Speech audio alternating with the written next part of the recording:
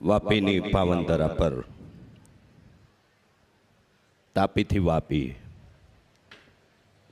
અને અનેક ઐતિહાસિક વારસાને વરેલી આ ધરાની પાવનધરા પર આયોજિત શ્રીમદ ભાગવત કથાના ષષ્ઠમ દિવસે વિનંતી કરીશ આજના પ્રસંગ યજમાન પૈકીના યજમાન વિવેકભાઈ નંદાણીયા, મુખ્ય મનોરથી નજુભાઈ વાળા, પ્રસાદ યજમાન કાળુભાઈ આહિર, આ ત્રણેય પરિવારના પરિવારજનો ભાગવત ભગવાન અને વક્તા પૂજની જિગ્નેશ દાદાનું પૂજન સંપન્ન કરે તેવી વિનંતી છે. શ્રી દીપકભાઈ પણ આ વિધિમાં સામેલ થશે તેવી વિનંતી છે. પરિવારોના પૂજન સંપન્ન થયા બાદ જે મહેમાનોએ કથામંચ પર દર્શન પૂજન માટે આવવાનું છે એમના નામની ઉદ્ઘોષણા પણ કરી દઉં છું, પણ આ પરિવારો એમનું પૂજન સંપન્ન કરે એ બાદ આપ આવશો એવી વિનંતી છે. ભૂપેન્દ્રકુમાર બાલુભાઈ ભાવસાર પરિવાર ખારા આંબરામાં, પારુલબેન દેસાઈ, ભારતીબેન દેસાઈ, શ્રી મનીષભાઈ ભોગાયતા, અજીતભાઈ ખોડાભાઈ પ્રમુખ ગ્રુપ, જયદીપભાઈ જોશી અને પિંકુલભાઈ હરસોરા પરિવાર પૂજન સંપન્ન થયા બાદ પોતાની ભાવવંદના અને એમનો સત્કાર સ્વીકારવા કથામંચ પર પધારશે. આપણી સંસ્કૃતિ, આપણું શાસ્ત્ર અને શાસ્ત્ર આધારિત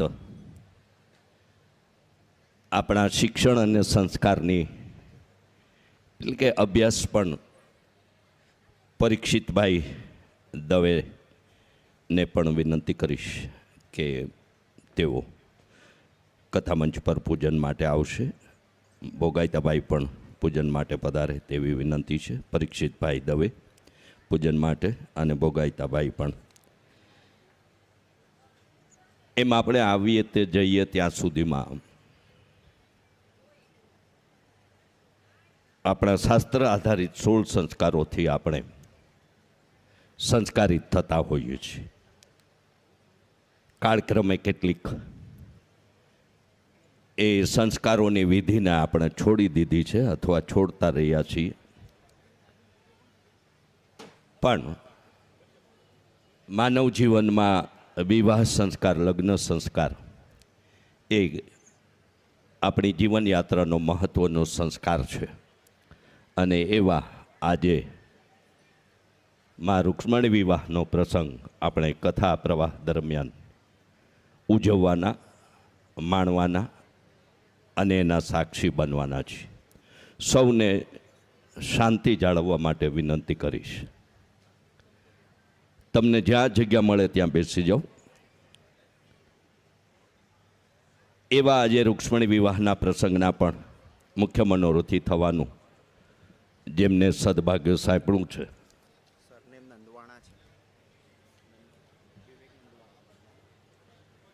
અને કન્યા પક્ષે પણ જેમને એ મનોરથી થવાનું સૌભાગ્ય સાંપડ્યું છે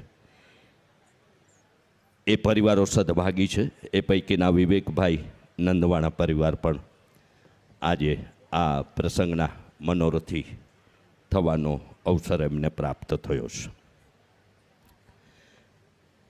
ચોથા દિવસે આપણે ભગવાનના પ્રાગટ્યને ઉજવું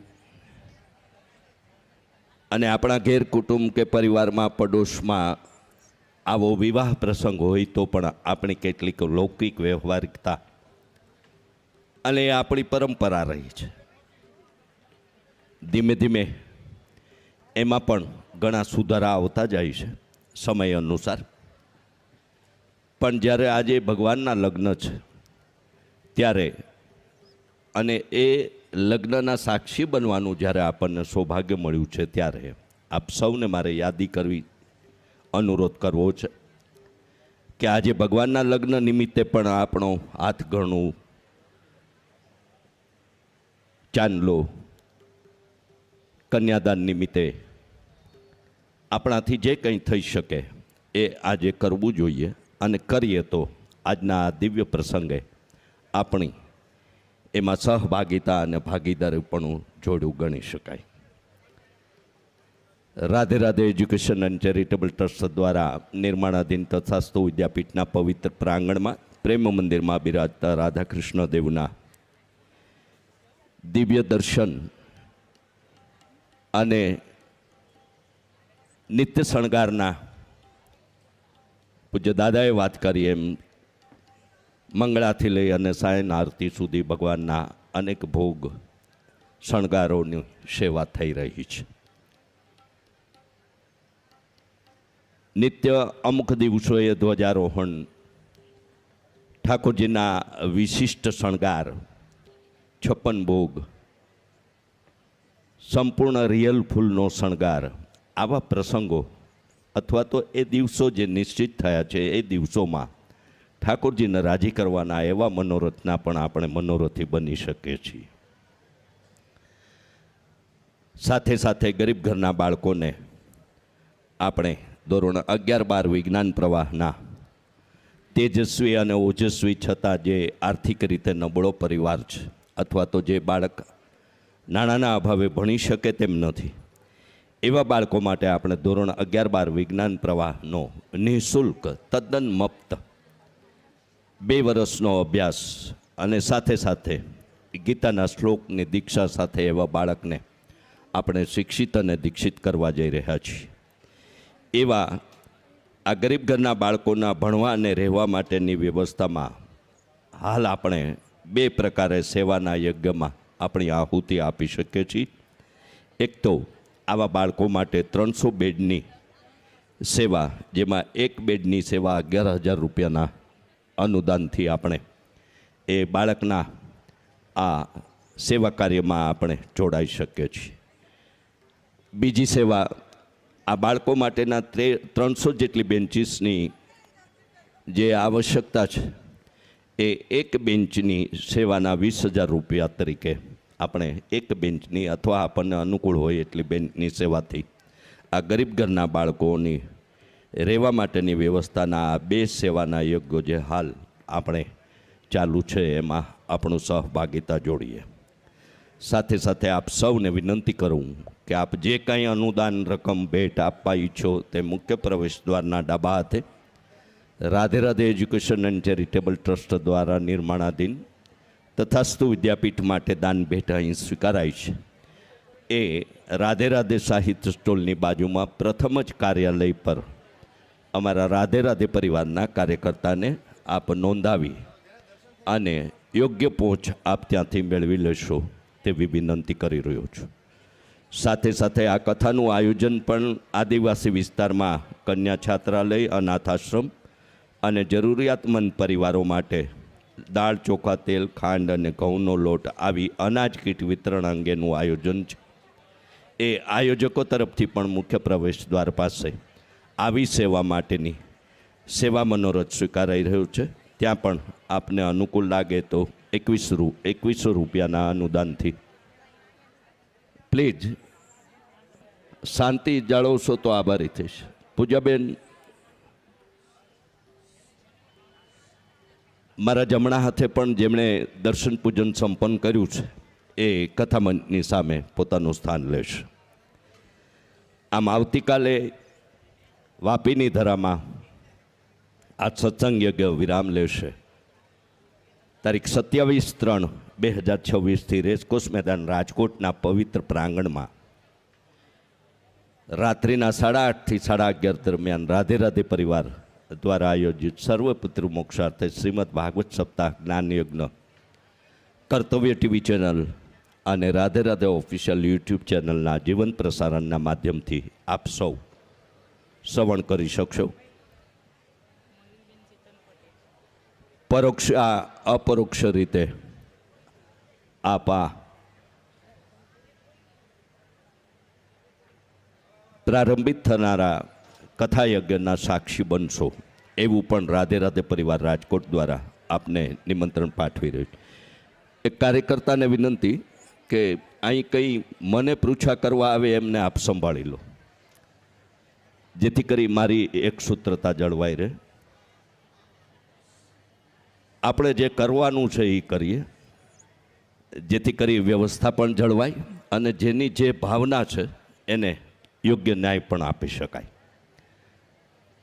આમ નિત્ય અને સતત નિરંતર સત્સંગ સાથે જોડાઈ રહેવા માટે આપ સૌને અનુરોધ કરું કે Radhe Radhe official YouTube channel like અને સબસ્ક્રાઈબ કરશો તથા સુવિદ્યાપીઠના પ્રાંગણમાં ઉજવાતા તમામ ઉત્સવો અને પ્રસારિત થતા તમામ કથાના જીવંત પ્રસારણના આપ આ ચેનલ લાઈક સબસ્ક્રાઈબ કરવાથી સાક્ષી બની શકશો. જ્યારે સતત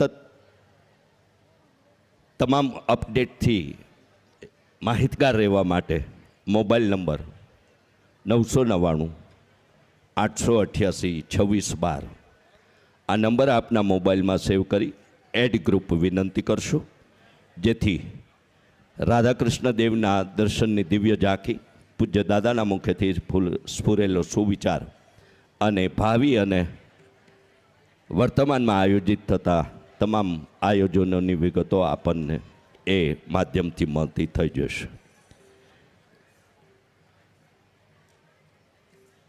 કૈલાસ માનસરોવરની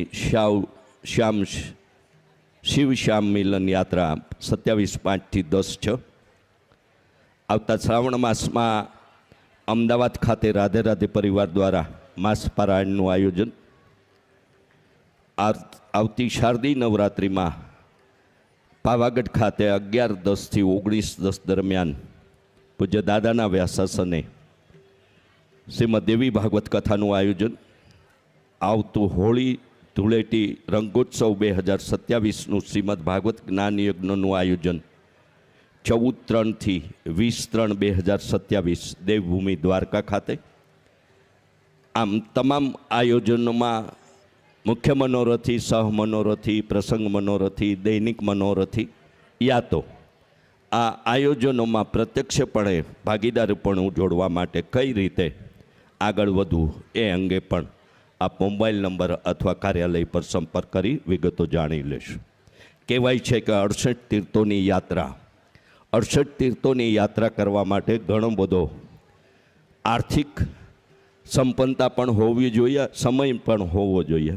પણ એવું 68 તીર્થોનું ફળ આપતો ગ્રંથ એટલે શ્રીમદ ભાગવત. આવો 6મ દિવસના 68 તીર્થના ફળ પ્રાપ્તિના ગ્રંથનું ગાન કરવા પૂજ્ય જિજ્ઞેશ દાદાને વિનંતી સાથે આપ સૌનું હાર્દિક સ્વાગત. મેલડી માતા કી જય. જય શ્રી કૃષ્ણ. રાધે રાધે.